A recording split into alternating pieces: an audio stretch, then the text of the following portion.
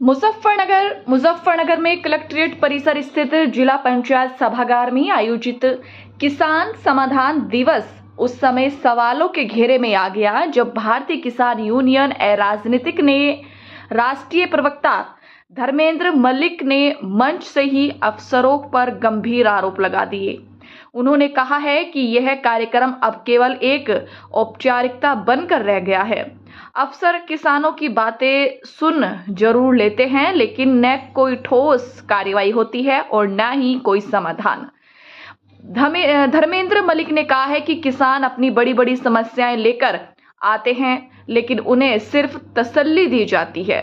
उन्होंने बताया है कि इस समाधान दिवस में कई गंभीर मुद्दे सामने आए हैं, जिनमें खसरा खतौली से जुड़ी शिकायतें, जमीन पर अवैध कब्जे, बिजली विभाग की लापरवाही, बैंकों में फैला भ्रष्टाचार, खाद की किल्लत, गन्ना विभाग की निष्क्रियता और नकली खाद व दवाओं की खुलेआम बिक्री जैसे मामले सामने हैं।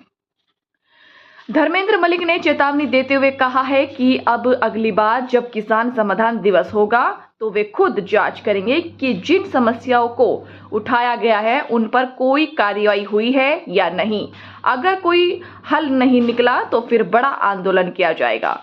किसानों की समस्याएं अब सिर्फ फाइलों में दर्ज होकर रह गई है। समाधान दिवस का असली मकसद तभी पूरा होगा जब अफसर सिर्फ सुनेंगे नहीं बल्कि उस पर ठोस कार्रवाई भी करेंगे, वरना किसानों का आक्रोश आंदोलन की शक्ल ले सकता है। नहीं, देखिए, समस्या तो अभी बताई, समाधान तो एक का भी नहीं हुआ।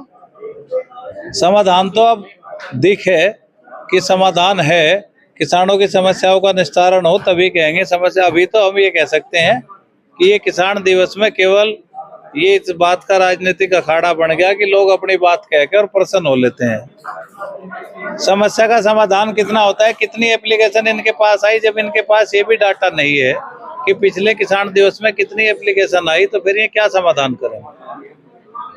हमने किसानों की खसरा खतुन्नी की समस्याएं, जमीन पे कब्जे की समस्याएं, बिजली विभाग की समस्याएं, बैंकों में भ्रष्टाचार की समस्याएं और खाद ना मिलना, गन्ने विभाग का किसानों की गन्ने की बीमारी के लिए कोई काम ना करना, कृषि विभाग का नकली खाद दवाई के खिलाफ कोई अभियान न चलाना, इन सब विषयों पे बात हुई है। और हमने इफ्को के जो प्रोडक्ट बिकते हैं बाजार में उन पर रेड करने की और उनकी सैंपलिंग की बात भी कही है। और भविष्य में अगले किसान दिवस में हम इनसे जानेंगे कि क्या क्या इन्होंने काम किया।